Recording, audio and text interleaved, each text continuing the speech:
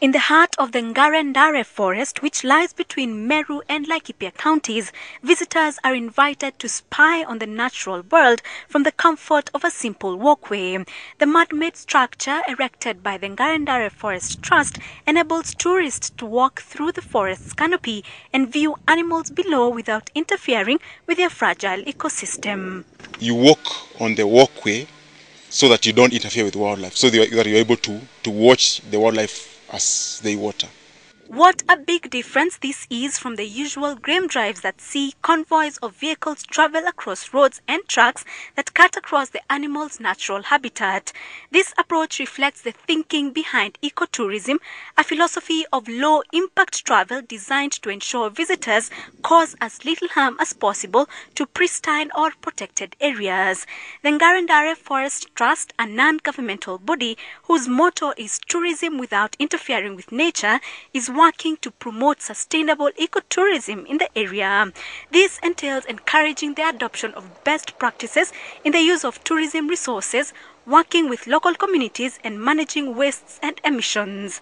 The Ngare Ndare walkway, which is close to half a kilometer long, is approximately 27 feet off the ground, with some sections falling to 22 feet. This allows access to undisturbed parts of the forest by small groups of people.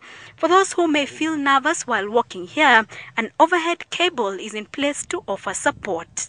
People with phobia for height, we intending to come up with a harness whereby you will fasten the harness onto that overhead cable, and then there's going to be a handle so that you just slide and walk comfortably without necessarily having to fear.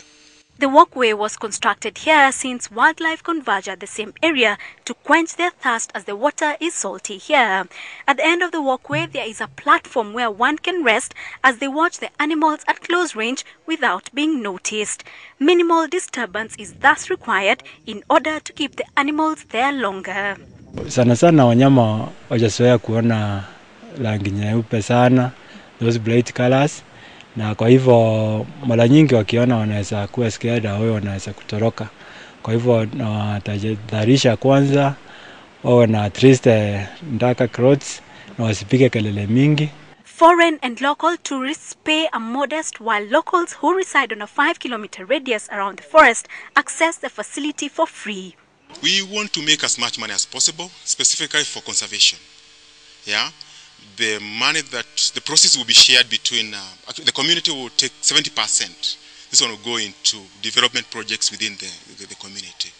The other 30% will go to maintenance, or rather running of the project, and the other bit will go into revenue for KFS. For the purposes of diversity, there are waterfalls that provide a cool ambience, a relaxed feeling that makes many want to spend time just watching the endless flow of water. The sources are permanent, not seasonal, and have been protected by trees that are compatible with water catchment areas.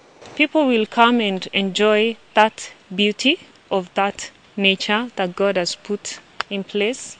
We do not have to mess up the forest or to make changes. Now, this canopy walkway is aimed at curbing conflict between human and wildlife. You can peacefully watch wild animals without necessarily disturbing their peace.